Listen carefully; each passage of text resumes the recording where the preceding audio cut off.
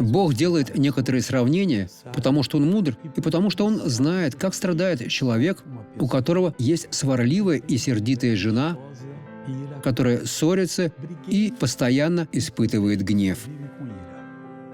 Он сказал в притчах 21:19: «Лучше жить в земле пустынной, нежели с женою сварливую и сердитую». Среди вас есть такие люди. Попросите Бога изменить вас.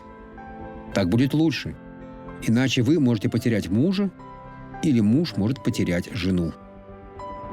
У нас неделя Святого Причастия. В эту субботу в 9 утра, в 2 часа дня и в 7 часов вечера в Сан-Паулу, в нашей центральной церкви на улице Сан-Жуан. А в воскресенье будет 7 служений в 7, 9, 11 со мной, 14, 16 и 20 часов с пастором Жаями. Приходите и присоединяйтесь к нам во имя Иисуса. Посмотрите это свидетельство.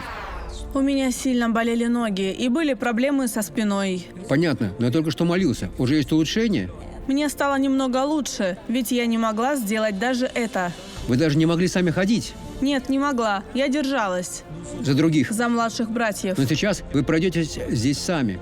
Вы можете идти, ни к чему не прикасаясь. Идите, идите во имя Иисуса. Идите. Вот так во имя Иисуса. Этот молодой человек сильный. Если будете падать, он вас поддержит. Идите, идите во имя Иисуса. Идите во имя Иисуса. Идите, идите. Как прекрасно. Она даже аплодирует Иисусу. Теперь я хочу помолиться с вами. Всевышний Бог, Ты всемогущий. И к Тебе я обращаюсь сейчас от имени того человека, который молится.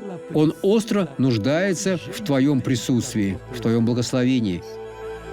Поэтому я сейчас простираю к нему руку и говорю: зло, ты уйдешь из этой жизни во имя Иисуса. А вы скажете: благодарю, Иисус, и аминь.